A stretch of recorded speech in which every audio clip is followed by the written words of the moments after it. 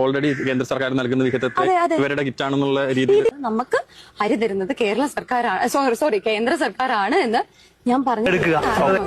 പ്രളയക്കെടുതിയിൽ ദുരിതം അനുഭവിക്കുന്നവർക്കായി അനുവദിച്ച അരി സൌജന്യമാക്കണമെന്നാവശ്യപ്പെട്ട് സർക്കാർ കേന്ദ്രത്തിന് കത്തയച്ചു.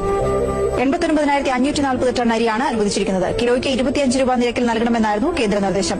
സംസ്ഥാനത്ത് കോടിക്കണക്കിന് രൂപയുടെ നഷ്ടമുണ്ടായ സാഹചര്യത്തിൽ അരിക്ക് തുക ഈടാക്കുന്നത് പ്രളയബാധിതരോട് കാണിക്കുന്ന വഞ്ചനയാണെന്ന് ആക്ഷേപം ഉയർന്നിരുന്നു. എന്നാൽ തീരുമാനം മാറ്റാൻ കേന്ദ്രം തയ്യാറാകാത്ത സാഹചര്യത്തിലാണ് ഭക്ഷ്യവകുപ്പ് കത്തയച്ചിരിക്കുന്നത്.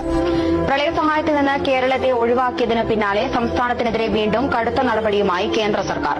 പ്രളയകാലത്ത് തന്ന അരിക്ക് പണം ആവശ്യപ്പെട്ട് കേന്ദ്ര സർക്കാർ 2018-19 കാലത്ത് അധികമായി അനുവദിച്ച അരിക്ക് 205.81 കോടി രൂപ നൽകണമെന്നാണ് കേന്ദ്രം അറിയിച്ചിരിക്കുന്നത്. ഫുഡ് കോർപ്പറേഷൻ ഓഫ് ഇന്ത്യ പണം ആവശ്യപ്പെട്ട് ദുരന്ത നിവാരണ അതോറിറ്റിക്ക് കത്തയച്ചു. കേരളം ഒഴികെയുള്ള 7 സംസ്ഥാനങ്ങൾക്ക് 5,908 കോടി രൂപ പ്രളയ അധിക സഹായം നൽകാൻ കേന്ദ്ര സർക്കാർ ഇന്നലെ തീരുമാനിച്ചതിന് പിന്നാലെയാണ് പുതിയ നീക്കം. വെള്ളമില്ലാതെ വിണ്ടുകീറിയ മണ്ണ് കണ്ട് കർണാടകയ്ക്ക് സഹസ്ര കോടികൾ സ്നേഹപൂർവ്വം നൽകുമ്പോൾ കേരളത്തിന് ഓർമ്മയുണ്ട് ഒരു കെട്ടകാലം.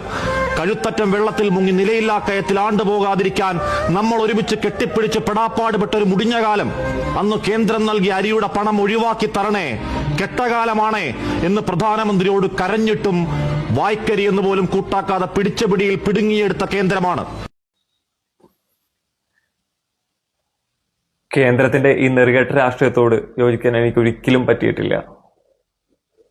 ഇതിപ്പോ പ്രളയത്തിന്റെ കാര്യത്തിൽ മാത്രമല്ല, വയനാടിന്റെ കേസെടുത്താലും പല പ്രോജക്റ്റുകൾ എടുത്താൽ പോലും നമ്മളെ പാടെ തള്ളിക്കളഞ്ഞേക്കുവാണ് കേന്ദ്രം. എന്തുകൊണ്ടായിരിക്കുമല്ലേ? ഇനി ഇവിടെ BJP ഗവൺമെന്റ് അധികാരത്തിൽ വന്നാൽ മാത്രമാണ് നമുക്ക് ഇതൊക്കെ കിട്ടൂ എന്ന് പറയുന്നത് ഒരു നെറുകെട്ട രാഷ്ട്രീയമല്ലേ? ഒരു ഭീഷണിയുടെ സ്വരം, ഞങ്ങൾ അധികാരത്തിൽ വരട്ടെ, ഞങ്ങൾ ഇതൊക്കെ സാധിച്ചു തരാം. എല്ലാ സംസ്ഥാനങ്ങളെയും ഒരുപോലെയല്ലേ കേന്ദ്രം കാണേണ്ടത്? എന്താണ് നമ്മളോട് മാത്രം എങ്ങനെ? ചിന്തിക്കേണ്ടിയിരിക്കുന്നു.